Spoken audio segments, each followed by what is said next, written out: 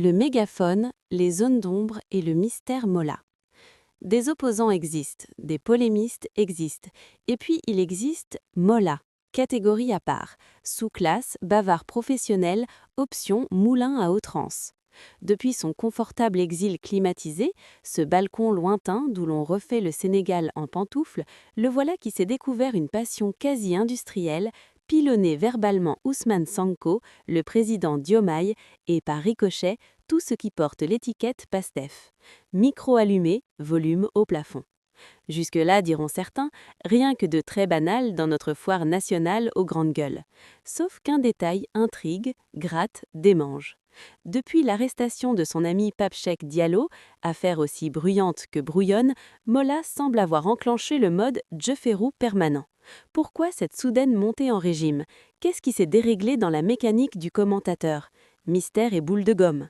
Attention, on ne distribue pas ici des certificats de culpabilité à la louche, mais dans cette séquence, les zones d'ombre s'accumulent comme des nuages d'hivernage.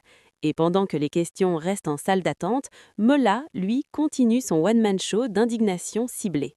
La critique politique est saine, répétons-le pour les distraits du fond. Mais quand le débat se transforme en concours de décibels et de mots bien gras, Mola, improvisé, ressemble moins à un éclaireur qu'à un DJ du vacarme. Le plus savoureux ou le plus gênant demeure le silence sélectif de certains patriotes, d'ordinaire si rapoudes à dégainer les marathons d'indignation. Pour d'autres affaires, on a droit à 72 heures chrono de tambour numérique. Ici, service minimum, comme un jour férié.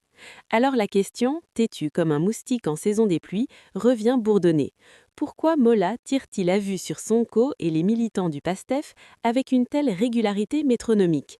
Conviction profonde, calcul brumeux ou simple addiction au buzz bien gras? À ce stade, disons-le sans trembler du stylo, la meilleure punition pour un provocateur professionnel reste parfois le vide. Oui, l'ignorer, le laisser parler seul dans son studio capitonné, même lorsqu'il consacre ses saillies au président de la République et à son Premier ministre, car rien n'étouffe plus sûrement un mégaphone en roue libre que l'absence d'écho.